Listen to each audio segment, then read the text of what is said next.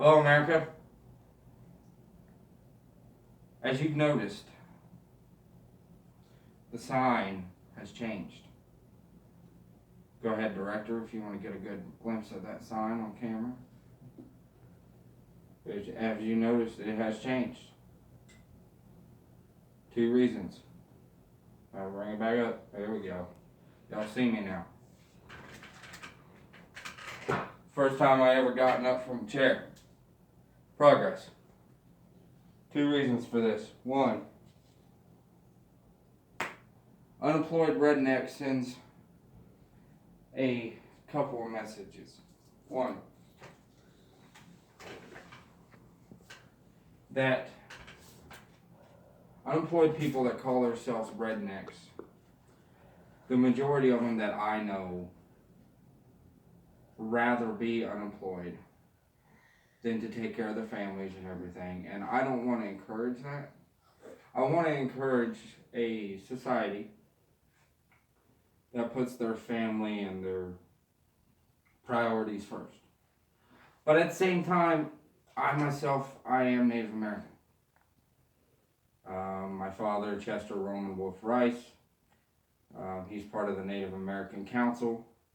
If you haven't had a chance to see that page on Facebook or Twitter or anything, go there. Check it out. It's got great learning tools. Teaches a lot of good stuff. So check it out. I wanted to express my heritage, like I said, and I wanted to show the Native American community out of each tribe, whether you're Cherokee, whether you're Cheyenne, Apache, whatnot, it doesn't matter. Out of each Native American community, I would like to say this. There's a lot of voices out here in the fight. Said stop. There's a lot of voices out here in the fight. I want to be one of the voices that's there with you. Now, usually here lately, we've been attacking cases that have been unsolved. No justice has been served, and that people just don't care about. But I figured today we'd switch gears, take a break from that for a minute, and we get into other things that is Native American. And if you haven't had a chance to see our special report on the buildings that are being dropped, check it out. I'm still looking for more information on it, but as soon as I do, I will find it for you. So, this is the Allied Heritage Report, and I'm your host, Javon Chandler. Now,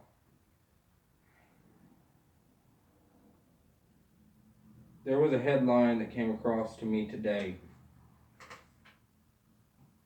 that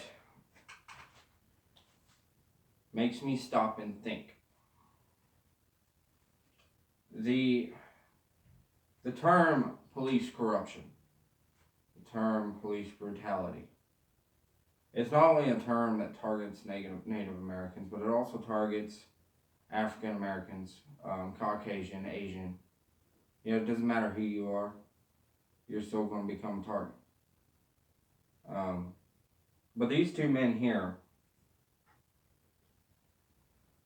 this is a simple case that does pinpoint everything that we're talking about with all them, I want to call them unruled deaths because they don't have an ending yet.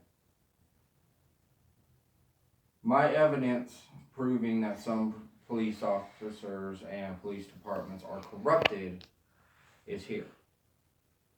With this headline that states, police were called because Native American brothers, these two brothers, they were arrested on a campus tour of Colorado State University when a parent called the police. Now here's a news flash for you. Out of everything you can think of, these two boys would be arrested. Would the first thought come to your head as being too quiet? That was the only thing they were doing. They were too quiet. Doesn't it suck when our society and America itself is turning into, we're going to arrest you just for pointing at us or not saying a word? I understand we have freedom of speech, but shouldn't we also have the freedom to stay quiet when we want to? When we need to. We don't have to talk all the time. And if you actually look at people, you don't have to hear a word from them to understand who they are. You can read their body language. Because your words, your mouth, it can lie all day long, but your body is going to tell the truth. Now let's dig deeper into this.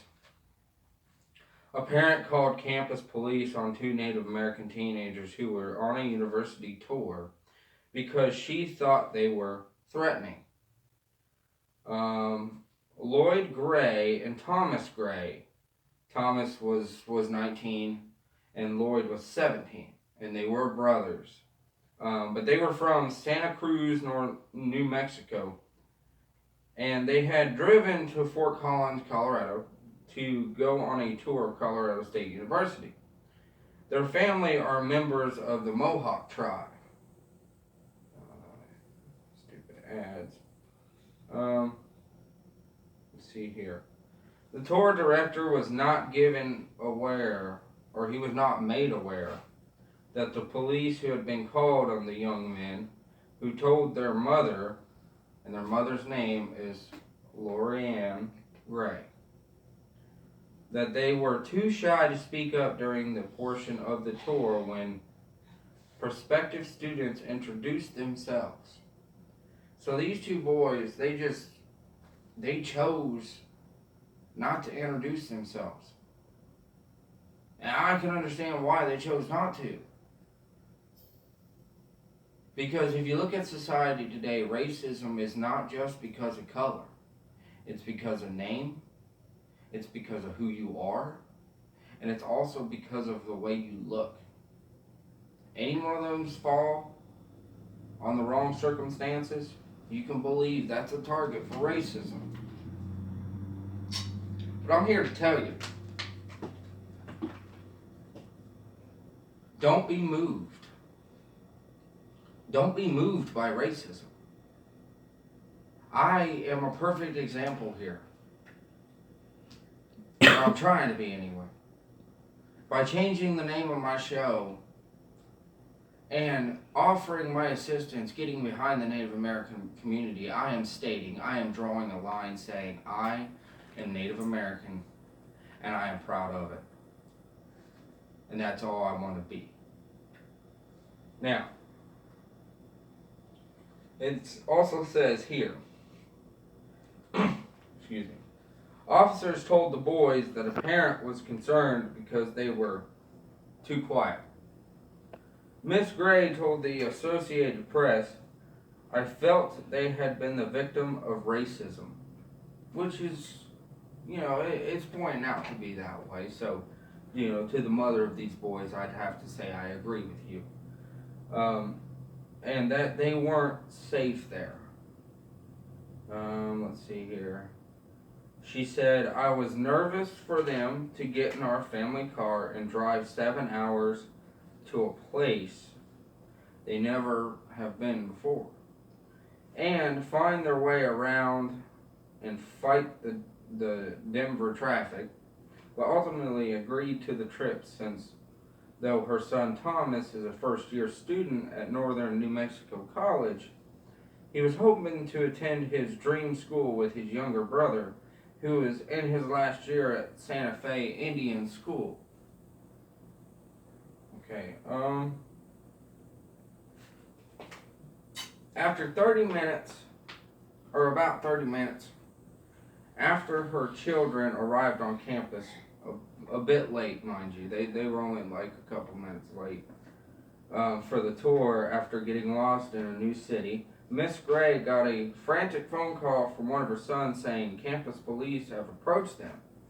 She said in a Facebook post that the boys were patted down, they were searched for drugs, And my 17-year-old ordered to empty his pockets. Think about that, America. It sounds like a racial problem to me. I mean, our police society has taken African American males, they're taking Native American males and women, and they're automatically making them empty their pockets, patting them down because they assume that they have drugs. But a Caucasian male can be arrested and pulled over for the exact same thing. And they will have a long, extensive conversation with them before they search anything. That becomes a problem for me.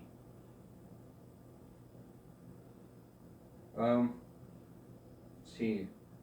They also immediately ordered him to keep his hands out of his pockets until he was forced to ask, "Which one do you want me to do?" Now, in another post, she simply said, "I am lucky both of my sons are even alive at all." After comparing the incident to so many incidents of police-involved shooting deaths of African American men in the United States.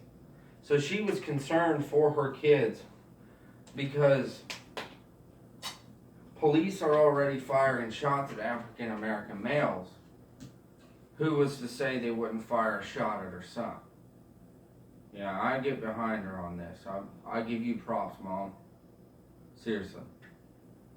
Now we're going to switch gears here.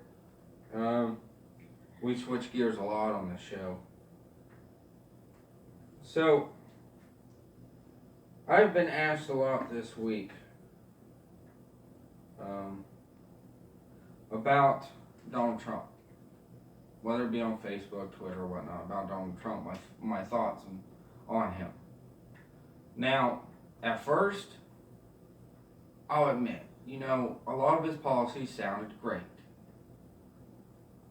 And, I didn't necessarily want him in office, but, I wasn't going to be mad that he was.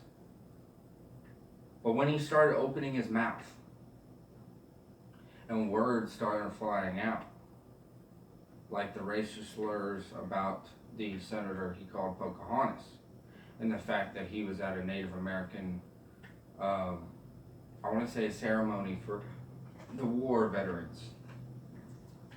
And nobody else wanted to point out the fact that he was standing under a portrait for Andrew Jackson. Now, let's go back into history.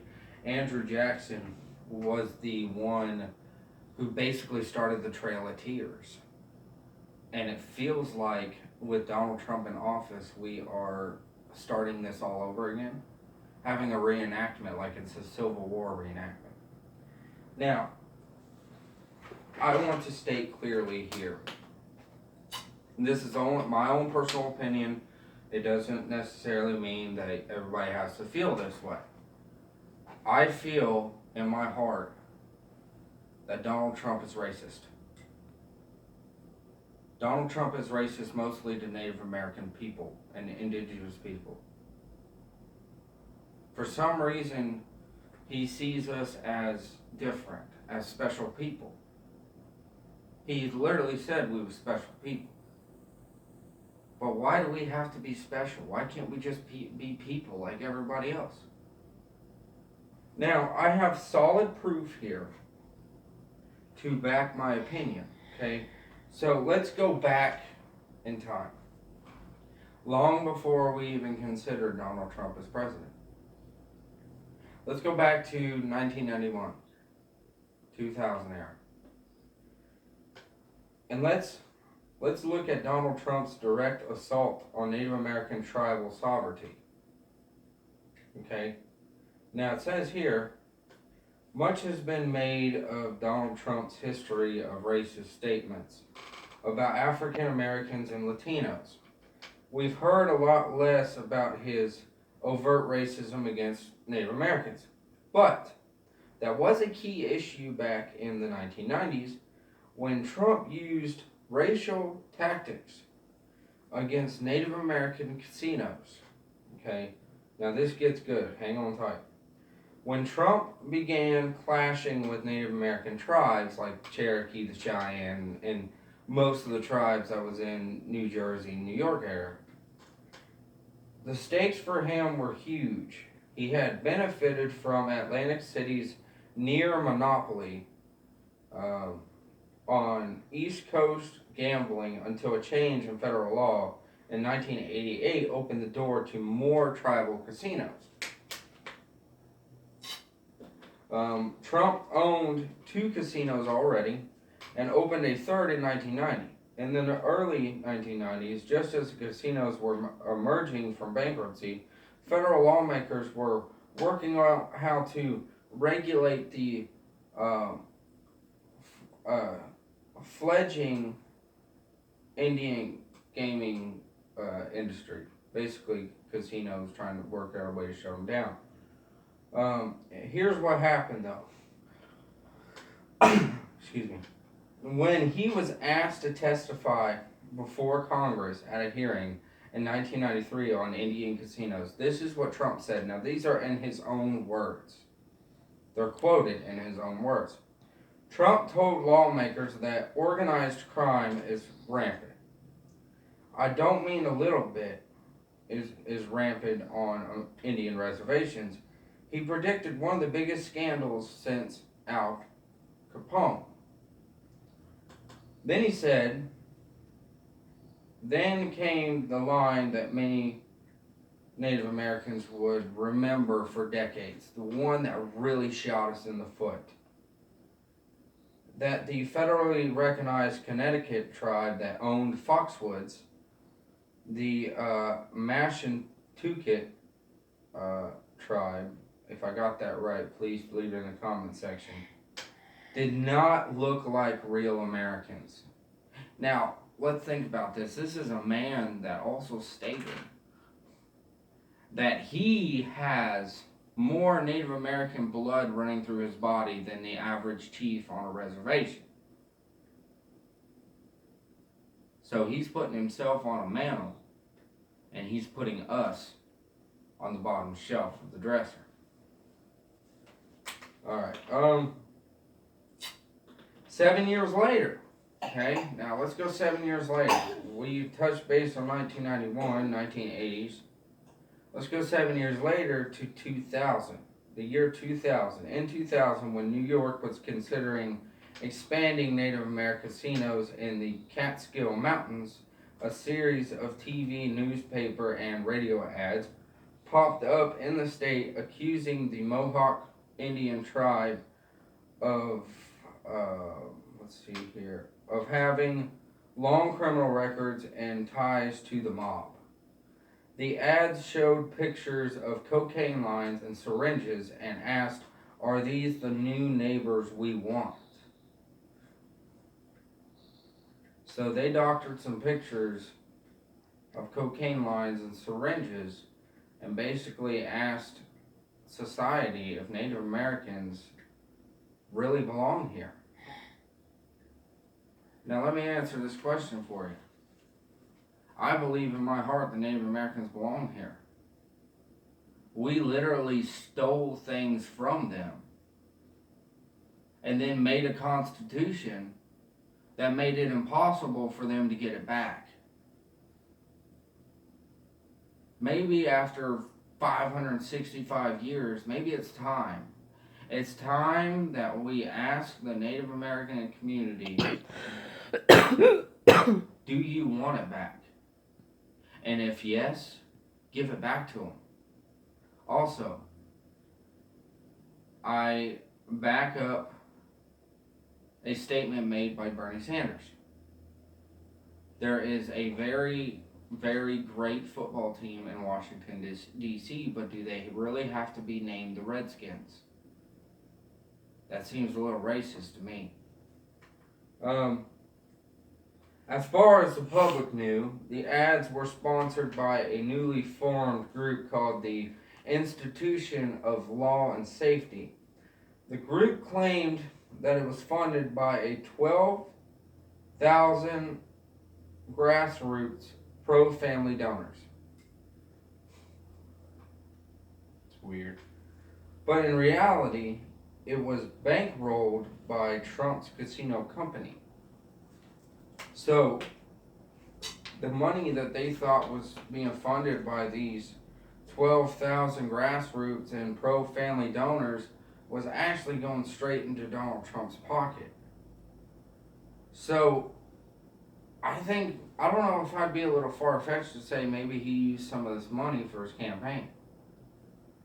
But during the 2016 campaign, Trump began his disrespectful habit of calling Senator Elizabeth Warren Pocahontas. So that wasn't the first time he called her it. He's called her it for years. But he also promised to reverse yet another one of Obama's executive actions. He took to Twitter on August 31st, 2015, and he was in Manhattan, New York. He tweeted at 6:38 p.m., President Obama wants to change the name of Mount McKinley to Mount Denali after more than 100 years. Great insult to Ohio, I will change it back. The reason he didn't follow through on that, though, is because this happened during a meeting he had with Alaskans, 2 Republican senators. Trump had one final issue on his mind. He looked at me and said, "I heard that the big mountain in Alaska also had his name, or its name was changed by executive action." So basically, it's already been changed. And then he asked, "Do you want us to reverse it?" And Sullivan jumped over the desk and said, "No, no. Don't want to reverse that."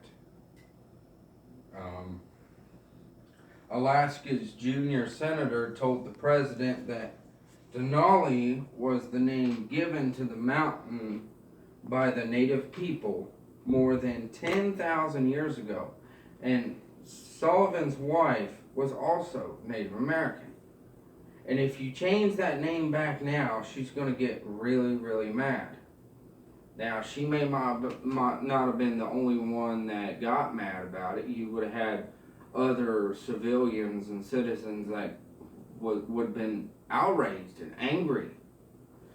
You're taking a mountain that was named 10,000 years ago, that Obama clearly wanted to change the name of it to honor the mountain. And Donald Trump wants to switch it back. Makes no sense. Substantially, the Trump administration's approval of the Keystone Pipeline and their decision to shrink Bear Ears National Monument have earned a rebut from a swath of Americans still reeling from historically caustic, is what it says, caustic relationship with the federal government. And yet the most alarming thing you've seen from the Trump administration might still be in its infancy stages. Recently, HHS has approved the right of states to impose work requirements on Medicare recipients. Now, Native Americans have traditionally been exempt from those kinds of requirements. Now, the Trump administration has suggested that they will no longer allow this to continue. It is their reasoning on this decision that is monumental. Okay, the Trump administration contends the tribes are a race rather than separate governments, and exempting them from Medicare work rules, which have been approved in 3 states and are being sought out by at least 10 other states. would be illegal preferential treatment. HHS believes that such an exemption would raise constitutional and federal civil rights laws concerns. According to a review by administration lawyers, the tribes insist that any claim of racial preference is mute because they're constitutionally protected as separate governments, dating back to treaties hammered out by President George Washington and reaffirmed in recent decades under Republican and Democratic presidents alike, including Bill Clinton, George W. Bush, and Barack Obama.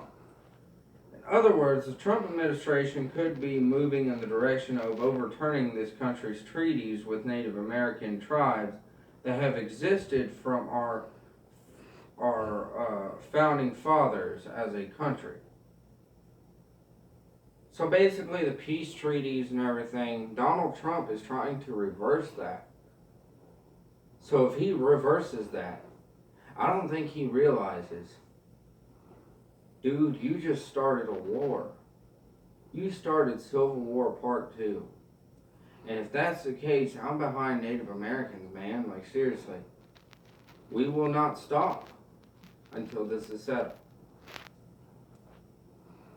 Okay, while it is true that the federal government has a horrible track record of abiding by those treaties, and that's an understatement, no president has ever established policy in direct contraction to tribal sovereignty. Okay, because Native Americans make up such a small percent of this population. Now, they only make up a small percent of this population due to the fact of the genocide. My fear, though, is that as the Trump administration moves forward on things like this, and no one will pay attention, or even worse, not even care. Well, I understand that so much of what we all hold dear is under assault by this president on a daily basis, inflicting yet another massive wound on our Native brothers and sisters is something I hope the rest of us can find in our hearts and minds to fight.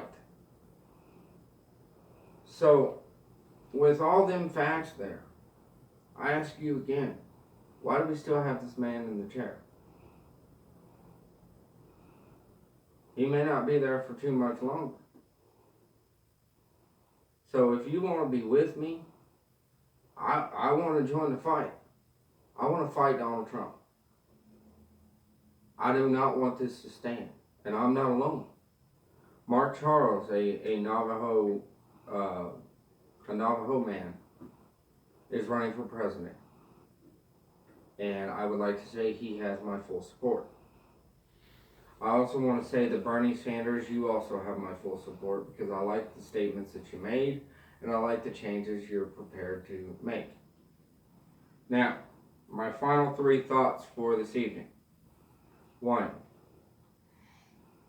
Native Americans are just like everybody else. You know, we're people, we're citizens. And we shouldn't be treated as anything but.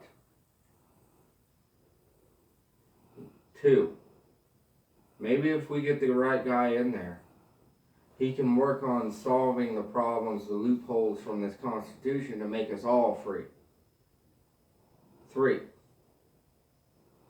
to the Native Americans, to the Native American Association, and any other tribe worldwide, I am with you. You are always in my thoughts and my prayers. And I pray to the Great Spirit that one day we can walk hand in hand with society, the African Americans, the Asians, and we are all considered Americans. I appreciate you watching.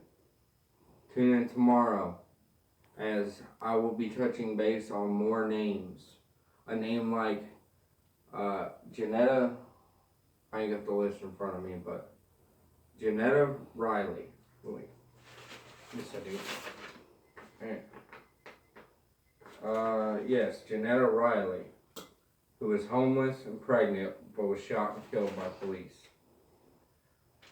But I also want to state that if you have any more information on Sarah Lee or Dakota Bear Heels, hit up with me or hit up with the Native American Association. We could really use it.